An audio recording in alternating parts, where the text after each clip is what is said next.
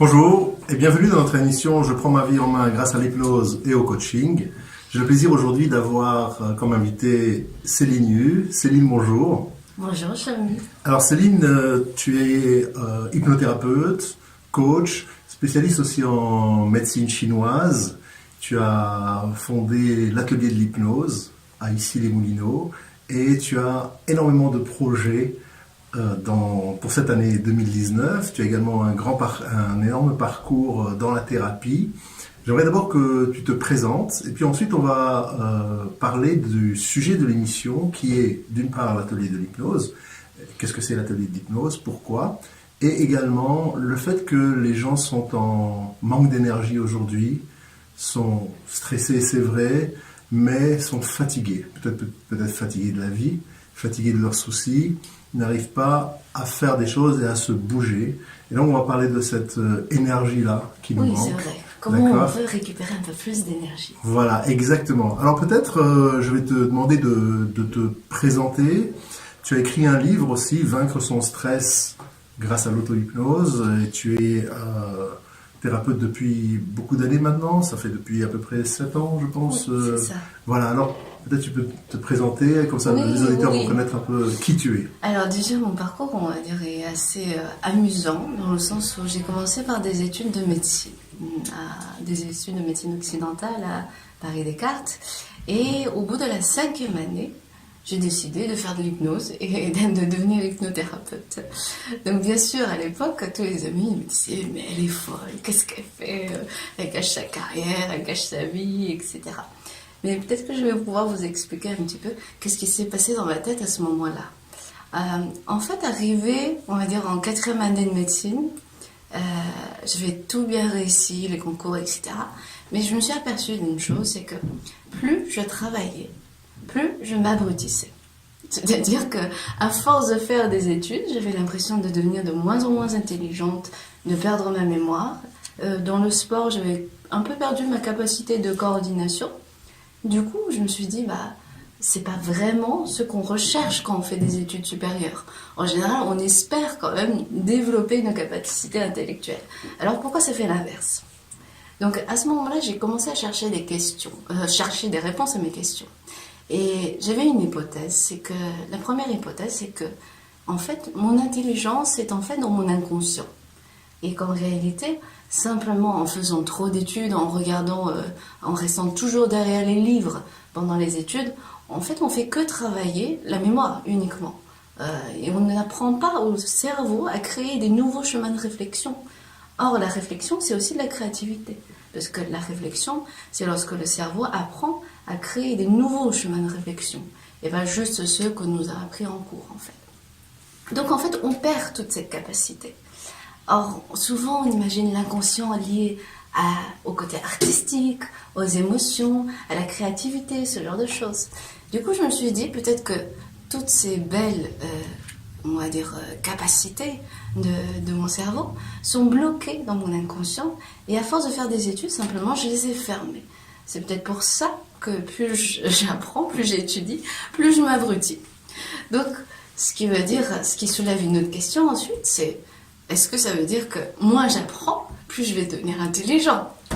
C'est possible. C'est intéressant ce que tu dis. Je vais rebondir sur une chose, c'est qu'en fait, on appelle les études supérieures l'université, du mot universel, pour dire qu'en fait, c'est ce que les gens devraient faire universellement. Dans tout l'univers, c'est comme ça qu'on doit être, et on est formaté comme ça. Et c'est le monde occidental qui a décidé de formater les études et les gens pour dire, si vous n'avez pas fait l'université, vous êtes nul, vous n'êtes pas bien, vous avez raté votre vie. Et c'est tout à fait faux. Oui. Mais on a été malheureusement programmé pour ça, et donc c'est une très très belle chose, très courageuse ce que tu as fait, Oui. parce que justement ça t'a permis de sortir de cette soi-disant universalité pour prendre ton chemin. Oui. Et juste pour la petite histoire, j'ai fait exactement la même chose. D'accord. Donc j'ai aussi interrompu mes études Ah bon? universitaires pour faire autre chose. Mais Ah c'est bon, pas mon interview, voilà. Donc c'est la tienne, donc on va continuer sur ton parcours. Ok. Voilà, vas-y. Oui. Et du coup, en fait, oui, la seconde question, c'est: est-ce que si je faisais l'inverse, si j'apprends moins, je réussirais plus?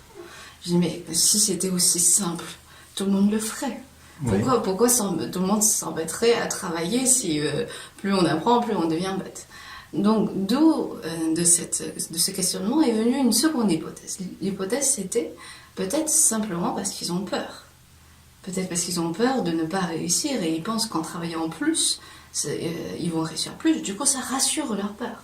Et du coup, effectivement, ils réussissent plus en travaillant plus. Donc, de là découle l'idée des croyances limitantes.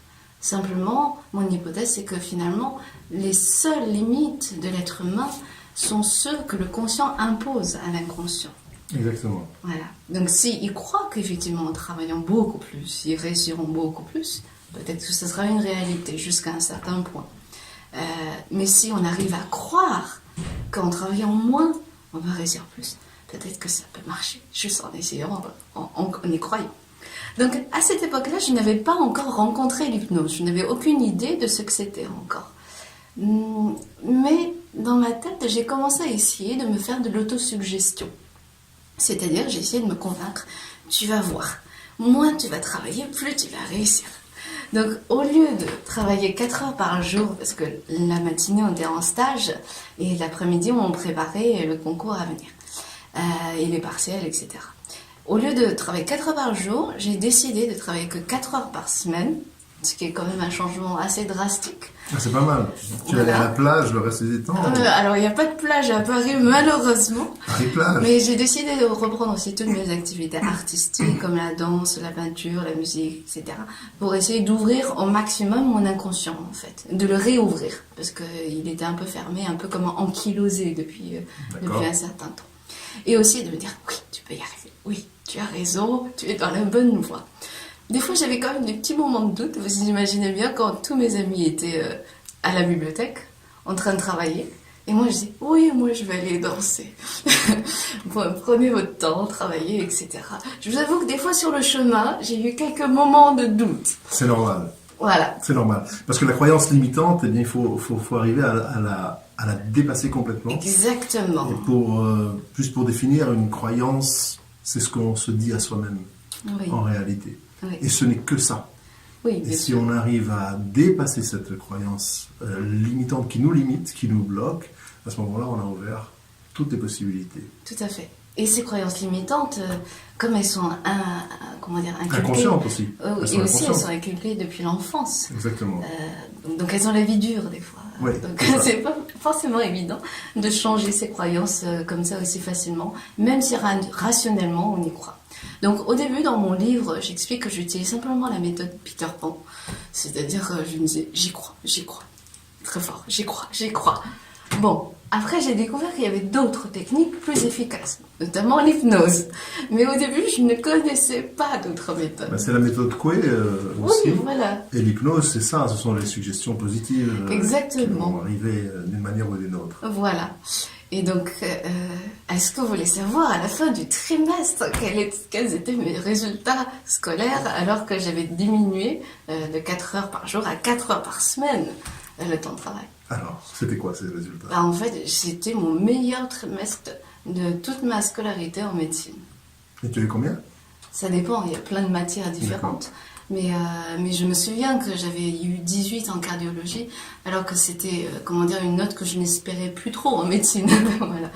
Et j'étais vraiment très, à la fois soulagée que mon hypothèse ait fonctionné, et aussi surprise, en fait, que ce soit finalement, j'avais pas découvert ça avant, en fait. C'est très beau parce qu'en fait tu as réussi à vivre ton rêve tout en faisant ce que tu aimes et tout en réussissant en même temps. Exactement. Pourquoi? Parce qu'en fait, à partir du moment où on commence à croire que c'est possible, on va trouver de nouveaux moyens. C'est-à-dire que par exemple, pour apprendre, je ne vais pas faire comme tout le monde, c'est-à-dire on reste derrière un bouquin et on relit 3 fois, 4 fois, 5 fois. Non, on va chercher des moyens qui sont beaucoup plus rapides et qui vont aller droit au but.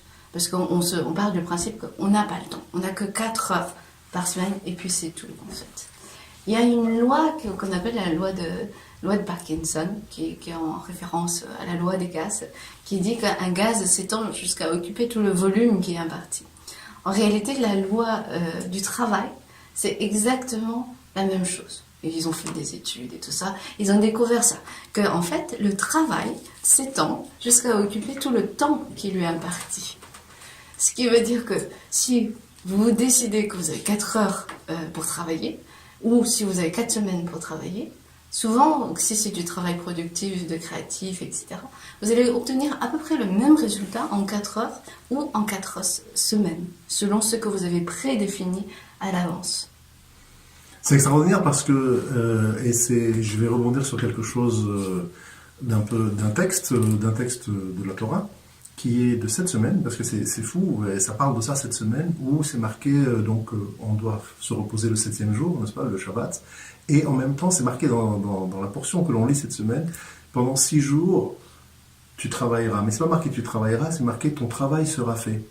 C'est-à-dire que le travail sera fait, même si toi tu crois que ça va prendre 2-3 semaines ou pas, mais pendant ces 6 jours, ton travail sera fait. Tu vas le considérer comme étant fait. Et le 7e jour, tu finis, tu ne travailles plus puisque tu l'as arrêté, il s'est fait. C'est exactement le même concept.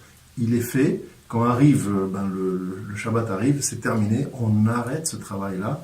C'est exactement ce même concept dont tu parles. Le travail, il prend l'espace que tu lui donnes. Exactement. Voilà. Et là, tu as réussi à le désespacer comme ça. Voilà. C'était déjà de la suggestion mentale, en fait, à ce moment-là. Exactement. Et autre suggestion que j'avais commencé à me faire à l'époque, c'est que j'étais effectivement très stressée et je faisais des insomnies. Donc, ce que j'ai commencé à faire, c'est de l'auto-hypnose. Simplement, j'avais acheté un petit bouquin d'auto-hypnose pour apprendre à me relaxer.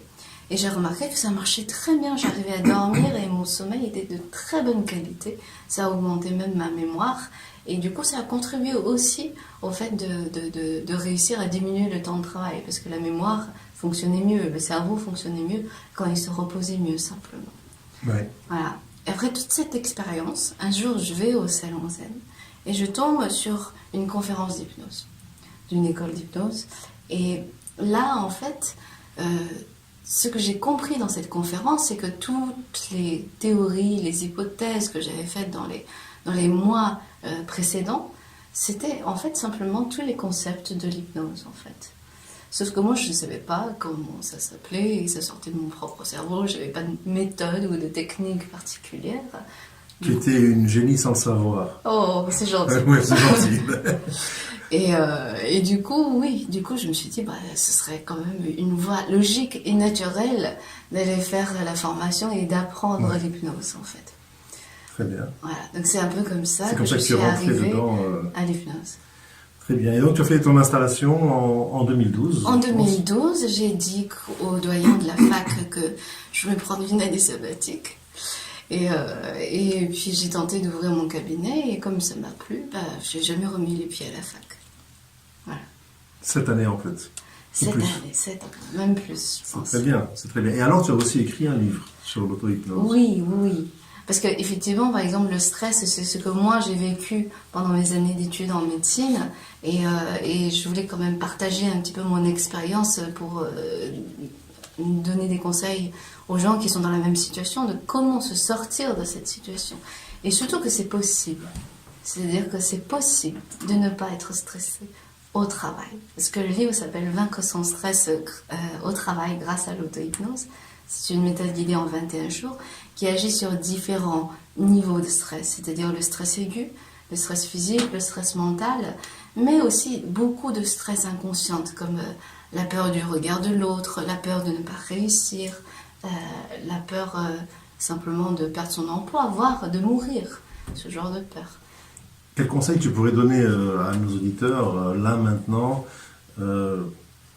pas profondément, mais juste comme ça, pour déstresser de manière efficace et rapide, pour les gens qui sont vraiment dans un stress constant? Par exemple, pour les gens qui n'arrivent plus à s'arrêter, simplement ouvrir les yeux et voir la pièce autour d'eux, ressentir son corps et écouter les sons. C'est-à-dire qu'à partir de ce moment-là, ils se connectent avec leurs 5 sens et donc ils se déconnectent de leur mental qui tourne trop vite. Parce que des fois, la méditation, c'est intéressant, mais il faut déjà être dans un niveau de calme relatif pour méditer. C'est ça. Voilà. Donc là, ça permet, on va dire, cette technique, juste d'ouvrir les yeux, d'activer ses sens, le sens visuel, auditif et la proprioception. Ça permet par un moyen intermédiaire de couper le mental. Couper le mental et après, de faire quoi? Et après, c'est déjà pas mal. C'est déjà pas mal. C'est déjà pas mal. Si on commence par ça, plusieurs fois dans la journée, on commence tout doucement. Combien de temps cet exercice peut durer?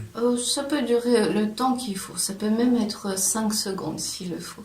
D'accord. Bah, c'est vrai, pour déstresser en 5 secondes, c'est pas mal. C'est pas mal. Très très bien. Alors, on peut parler de ce que tu as fondé, avant de parler de la méthode Oui. sur l'énergie dont on va parler après. Tu as fait également des études de médecine chinoise. C'est pas exactement ça. La médecine chinoise, on en reparlera Après, en deuxième partie de en l'émission. deuxième partie. D'accord. Ok. Est-ce que tu peux nous parler du concept de l'atelier de l'hypnose maintenant? Alors, l'atelier de l'hypnose, c'est quelque chose que j'ai fondé en 2012. C'est une alliance de thérapeutes, d'hypnothérapeutes plus particulièrement, qui sont regroupés ensemble pour être simplement au service du bien-être du client. Dans le sens où on délivre des consultations individuelles, mais aussi des ateliers. Des ateliers de coaching, des ateliers sur, par exemple, comment arrêter la cogitation mentale, aussi des ateliers sur, par exemple, la perte de poids, l'arrêt du tabac, etc.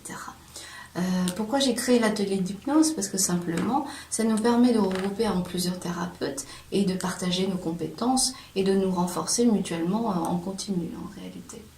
C'est ça. Donc maintenant, en région parisienne, il y a combien d'ateliers d'hypnose? Alors, on en a un à Issy-les-Moulineaux, un à Bologne. On a un site qui va ouvrir à Angoulême. Voilà. Voilà, avec notre nouveau partenaire Shlomi Lévy. Merci, oui. Voilà, Et puis à Paris aussi. Et à Paris aussi. Voilà. Très bien.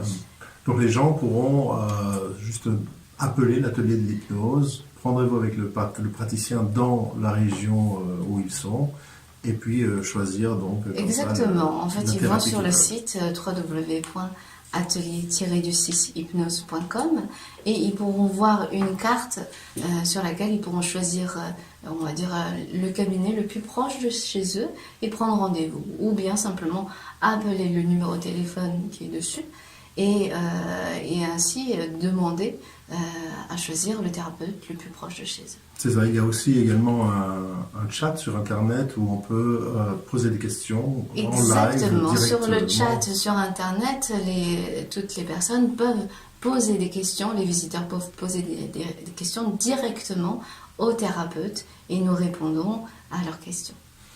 Très bien. Alors on a, est-ce que tu as des événements qui sont prévus où on peut travailler là-dessus, que l'on peut prévoir prochainement, des événements d'atelier où on peut avoir quelque chose comme des portes ouvertes pour pouvoir présenter au public? Oui, tout à fait. Alors déjà, moi, j'organise des ateliers de travail sur le stress mental pour arrêter la cogitation D'accord. mentale. Régulièrement, les dimanches après-midi, vous trouverez les informations sur le site. Et probablement que nous allons aussi faire des événements Sur Angoulême aussi. sur Angoulême, avec M. Shlomi Lévy. Mais oui, absolument, on va faire tout ça. Moi, je signale au passage que je pratique déjà à Issy-les-Moulineaux, puisque j'y vais plusieurs fois par mois, et puis également à Anguin. Donc, on a déjà commencé ce partenariat ensemble, et on va justement parler un peu d'une autre partie de l'atelier, c'est la partie énergie, Oui. la partie stress, mais aussi énergie. Comment est-ce qu'on peut pallier à cela et par quels moyens on peut arriver avec différents outils qui sont à notre disposition et donc tu formes dans cette partie-là. Exactement. D'accord. Alors peut-être on va prendre une pause musicale et puis on revient tout de suite après. En ma vie en main, grâce à l'hypnose et au coaching, nous sommes avec Céline Hu. Céline, merci d'être là dans cette émission très intéressante sur l'hypnose, l'atelier de l'hypnose que tu as fondé et également, et c'est le sujet de notre émission, l'énergie qu'il nous faut pour pouvoir faire des choses dans notre vie, pour pouvoir agir, pouvoir se bouger.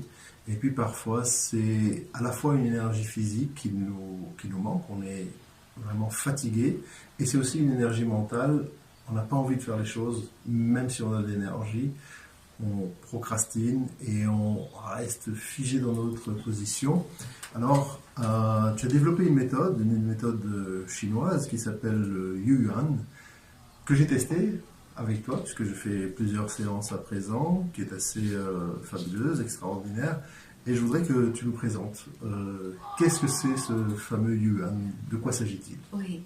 En fait, et comment tu y arrives, en fait, l'historique de tout ça? Oui, parce que le Yuan, c'est une histoire assez magique, dans le sens où je ne l'ai pas recherché, je n'ai pas cherché à construire une nouvelle méthode. Je ne m'intéressais même pas à l'énergie avant.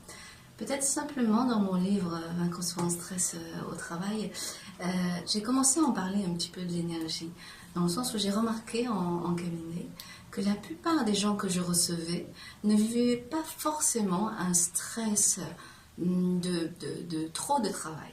Un stress, ce n'était pas vraiment une pression de trop de travail. Et souvent, je remarquais que c'était un stress d'ennui, un stress d'inertie, comme ils n'ont pas forcément de choses super motivantes dans la vie, d'élan qui les pousse vers le haut et vers l'avant, toute action qui serait apparentée à du travail demande un effort absolument immense, on va dire. Ouais. Donc, j'avais commencé déjà à découvrir dans mon livre que il y avait des types d'activités qui nous apportaient de l'énergie et d'autres types d'activités qui nous dépensaient de l'énergie. Ce n'est pas forcément parce qu'on agit qu'on dépense de l'énergie. Parfois, en agissant, des fois, on récupère même plus d'énergie. Et Yuan, comment ça m'est arrivé? C'est qu'au bout de quelques années de cabinet, j'ai passé 2 diplômes de danse. Un diplôme de danse classique et un diplôme de danse contemporaine en conservatoire. Et donc c'était vraiment une formation, on va dire, intensive, où j'ai beaucoup travaillé mon corps. Et juste après ce diplôme, parce que j'étais juste en vacances, allongée au bord de la piscine, de manière très spontanée, j'ai senti comme une énergie arriver dans mon corps. Mais pour vous dire que c'était pas plus qu'un ressenti, la semaine où j'ai eu ce ressenti, c'était toute la semaine et c'était pas du tout agréable, mon ventre a commencé à gonfler. Gonfler comme une femme enceinte. C'est-à-dire que c'est pas seulement l'impression que l'énergie est rentrée, c'était même visible. On aurait dit de l'air qui était dans mon ventre, quelque chose comme ça en fait. Et donc là, tous mes amis me disent « Est-ce que tu es enceinte ?» Je leur dis « Non, je ne le suis pas. » Et ensuite, on me dit « Tu devrais aller voir un médecin. » Alors, au bout de quelques mois, j'avais en plus remarqué que ce gonflement suivait les mouvements de la Lune, c'est-à-dire qu'à la pleine Lune, il était le plus gonflé, et la nouvelle Lune, il est complètement dégonflé.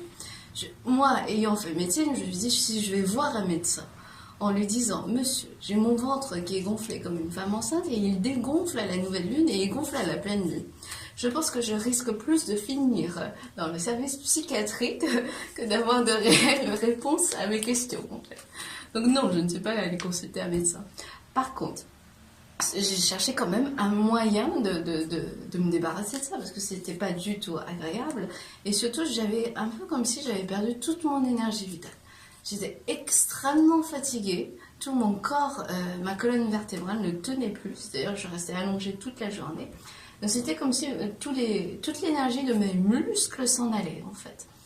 Donc je sentais aussi qu'il y avait des endroits dans mon corps où l'énergie, il y avait des flux d'énergie qui passaient, mais en même temps qui étaient bloqués. Du coup c'était douloureux. Donc pour essayer d'être simplement plus confortable dans mon corps, j'ai commencé à observer ce qui se passait dedans et observer les flux d'énergie, essayer de les ressentir, etc. Et je pense qu'avec justement la danse, tout ça, ça m'a donné une sorte d'hypersensibilité à mon corps en fait. Donc d'une sorte de hyper-proprioception. Et j'ai réussi en m'observant à redécouvrir tous les méridiens de la médecine chinoise, les points d'acupuncture, etc.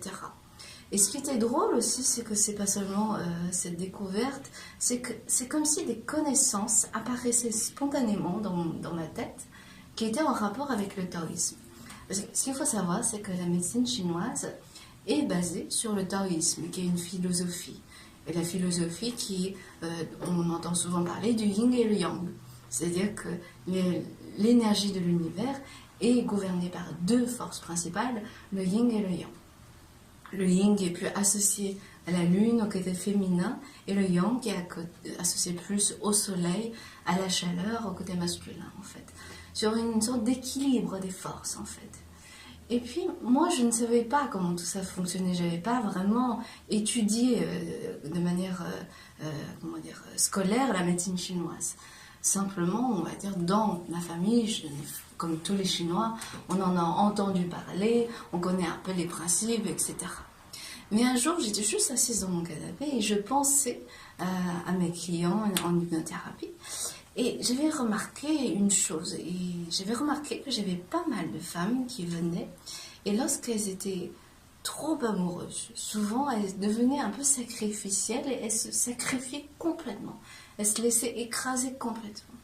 Et j'ai quand même rarement vu le sens inverse, c'est-à-dire que l'homme qui est trop amoureux et qui devient sacrificiel. Donc j'ai commencé à réfléchir, mais pourquoi ça fonctionne comme ça? Et dans ma tête, il y a une image qui est apparue.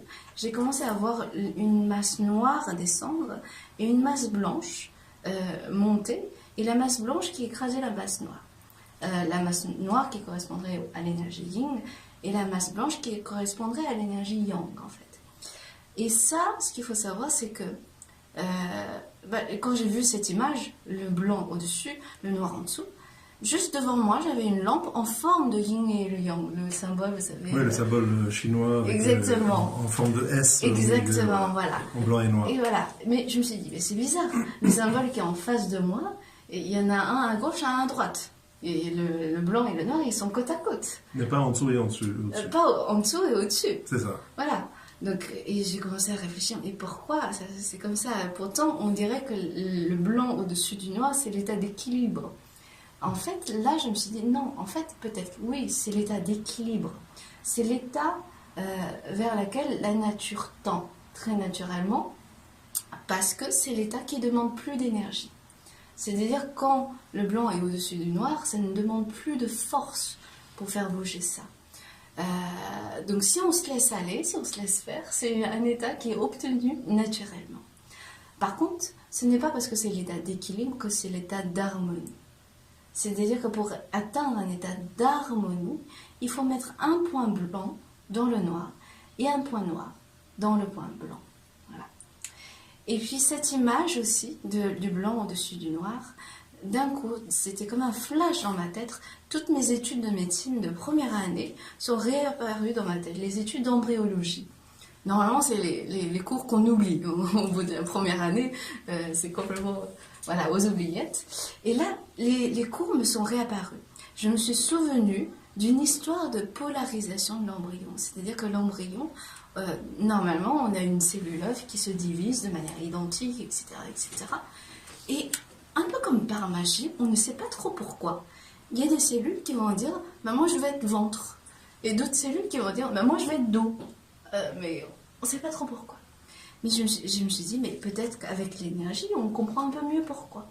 Et donc, partant de cette hypothèse, j'ai revu que l'embryon, d'abord, il avait le dos en haut, et ensuite, le ventre en bas. Selon mon schéma, le yin en bas et le yang en haut, j'en ai déduit que le yang était dans le dos, et que le yin était dans le ventre. Et ensuite, l'embryon, tout doucement, il va se redresser. Et ce qui est assez logique, parce que dans le ventre, on a le yin, c'est le côté féminin. Mais c'est aussi dans le ventre de la mère que la vie apparaît. Et le yang, c'est lié à l'énergie vitale, en fait. Donc c'est un peu comme si j'avais retracé toute l'histoire du taoïsme. Et en plus, j'ai commencé à revoir le nombre de divisions cellulaires qu'il y avait avant cette polarisation de l'embryon. Et les cellules se divisent en 2, 4, 8, 16, 32, 64. Et c'était exactement les chiffres, les nombres de divisions principales qui étaient décrits dans le taoïsme, exactement. Et qu'on retrouve aussi dans le code informatique. C'est-à-dire le code informatique, comment ça marche? Le code binaire. Oui, ok. Voilà, yin-yang. Oui. Voilà. Et ensuite, on a l'octet, le 8, qui est un chiffre qui est très utilisé dans le taoïsme, comme une sorte de base, unité de base, en fait. Okay. Le code hexadécimal. Et souvent, maintenant, dans les ordinateurs, vous allez voir, quand vous installez un logiciel, vous devez choisir 32 ou 64. Oui, c'est ça. Voilà. Donc voilà, donc j'étais dans une période, on va dire, fascinante où j'ai découvert comme ça plein de lois qui retraçaient l'histoire du taoïsme, le taoïsme qui a été écrit, les livres ont été écrits il y a 5000 ans en fait. Hein. Et aussi, j'ai pu retracer, grâce à cette observation de mon corps, des lois astrophysiques, de la physique quantique, ce genre de choses. Donc, pour résumer un petit peu la situation, c'est un peu comme si j'avais redécouvert la médecine chinoise à travers mon propre corps. Et quand j'ai commencé à découvrir ça, je me suis dit, bon, je vais peut-être aussi apprendre un peu le Qigong, parce que le Qigong permet, par la force du mental, d'apprendre à déplacer les énergies dans son propre corps. Alors, je vais expliquer ce que c'est le Qigong. Voilà. Le Qigong, on a du Qigong, on va dire, dynamique, où simplement on fait des mouvements pour apprendre à maîtriser l'énergie dans son corps à travers la respiration, de la visualisation, ce genre de choses. Mais dans le Qigong, on a aussi on va dire, une branche qui s'appelle le Neigong. Le Neigong, c'est du Qigong interne, quelque part. Dans le sens où on ne bouge pas, on ne fait rien en particulier, simplement par la force de la pensée, on apprend à déplacer les énergies dans son corps, en fait. Donc, j'avais acheté à un moment un petit livre de Qigong, de base, etc. Et quand j'avais commencé à lire les exercices, je me suis dit, mais c'est trop compliqué. Dans l'histoire de la Chine, de ce qu'on nous raconte dans les films, etc., souvent les gens qui pratiquent ça, ils se réfugient dans la montagne pendant 30 ans, dans les montagnes enneigées, et ils redescendent des montagnes en sachant pratiquer le Neigong, le Qigong. Je dis, mais moi je ne veux pas faire ça, je ne veux pas aller dans la montagne et me réfugier pendant 30 ans pour m'entraîner à ça. Mais bon, je me dis, je vais quand même tester l'exercice, quoi. Donc, l'exercice consistait à dessiner un petit dessin dans son ventre et puis à imaginer ce dessin tourner. Et là, j'ai commencé juste à faire 3 traits. Je n'avais même pas fini encore le dessin que j'ai entendu mon ventre faire. Il a commencé à tourner directement et c'est vraiment toute mon énergie qui a commencé à se fluidifier et mon ventre a tout de suite dégonflé. Et je me suis dit, mais c'est pas possible que ce soit aussi facile de maîtriser ma propre énergie. Et la première réflexion que j'ai eue à ce moment-là, c'est ça doit venir de mes ancêtres. Parce que, en fait, je me suis rappelé que le village où est né mon grand-père, donc mon nom de famille c'est Céline Yu, le village de mon grand-père s'appelle le village Yu. Ok. Voilà.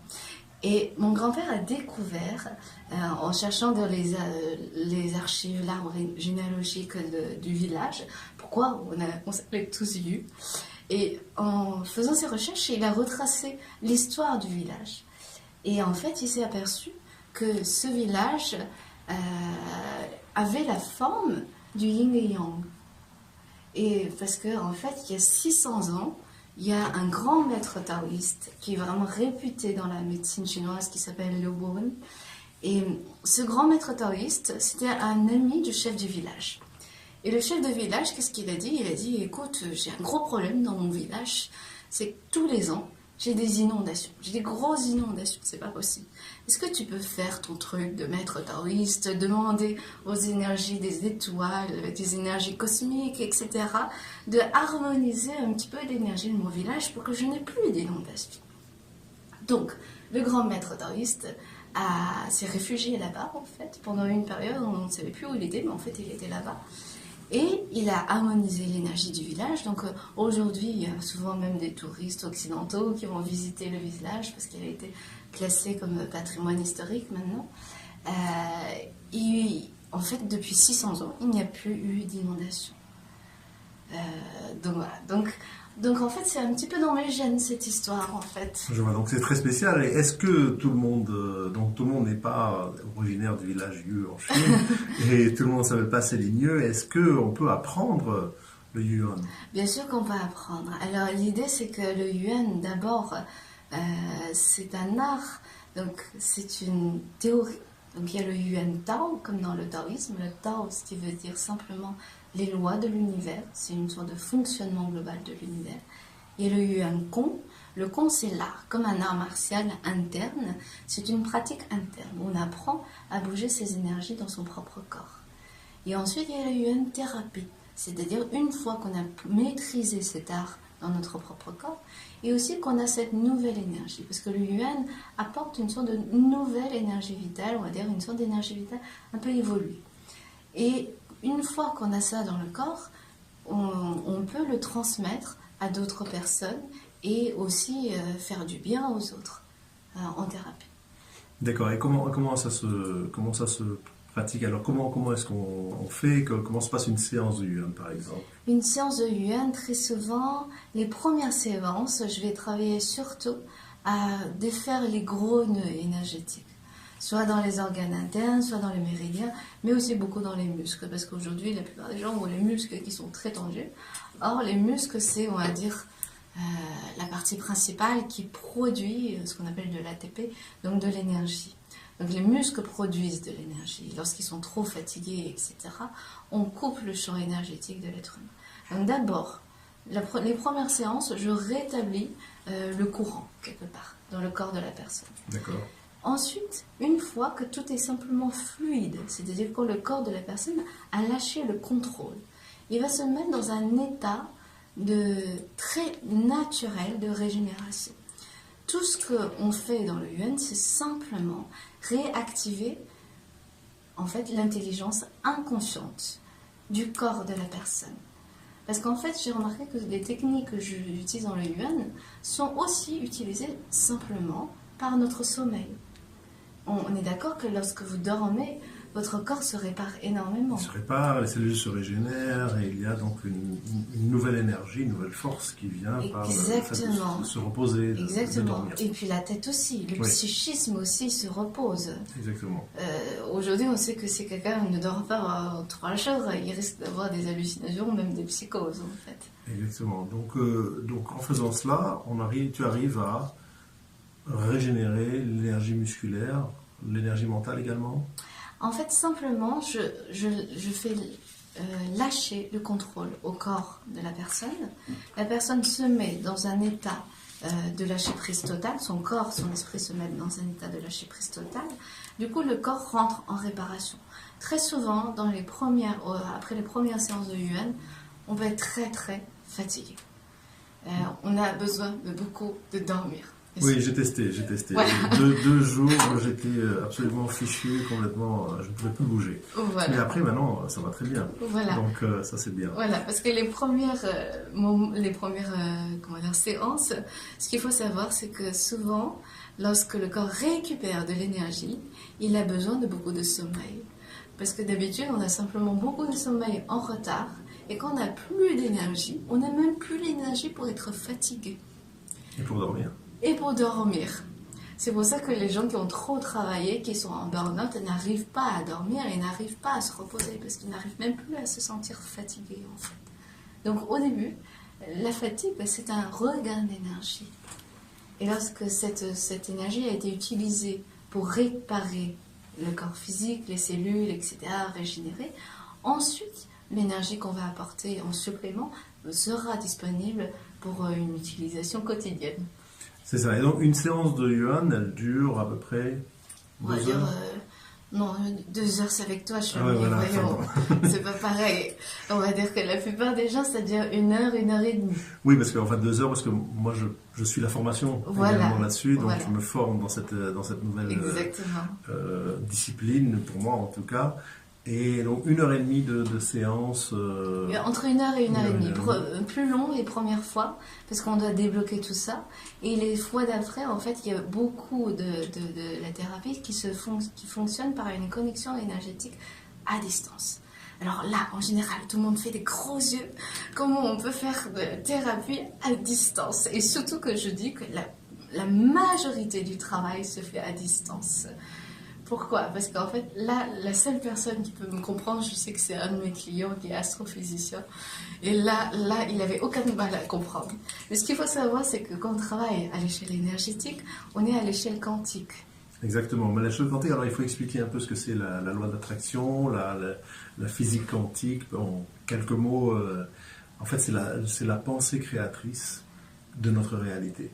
Exactement. Alors, il y a ça, c'est-à-dire que notre pensée peut influencer la réalité. Oui.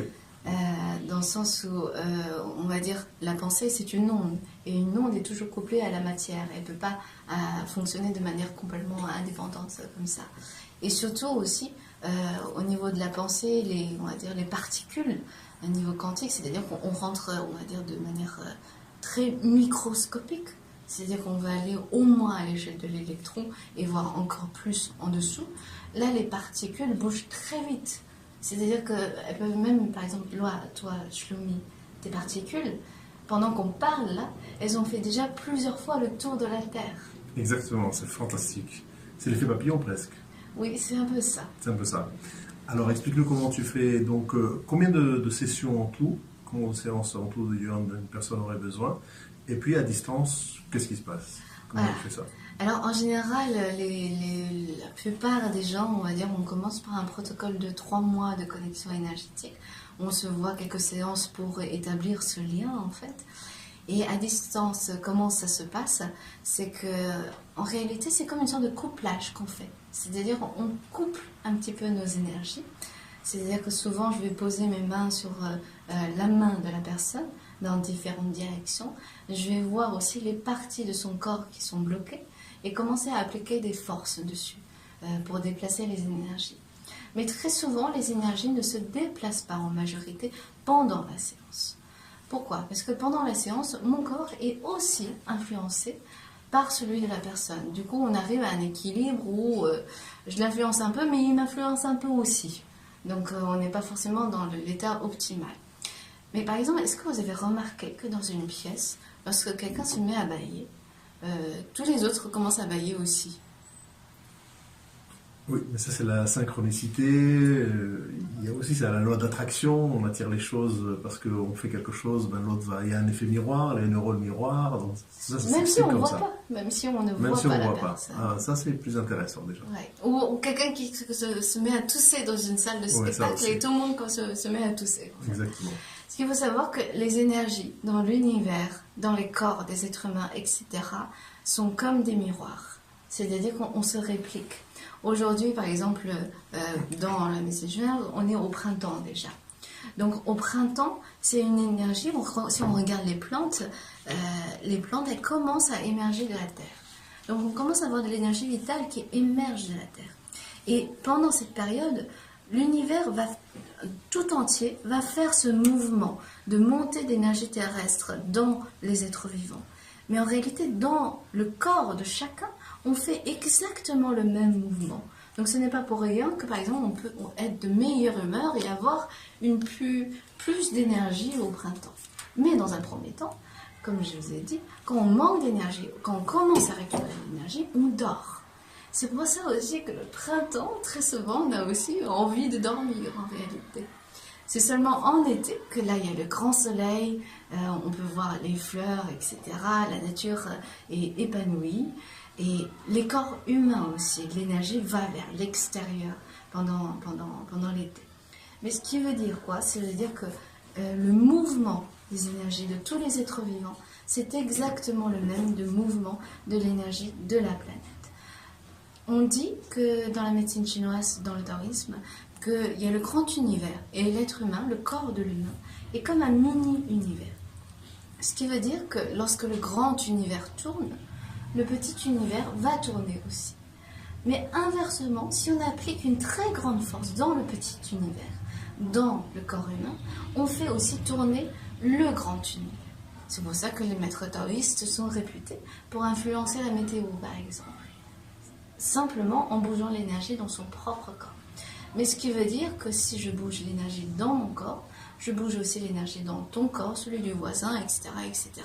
Celui de Philippe à la technique. C'est celui de Philippe à la technique aussi, voilà.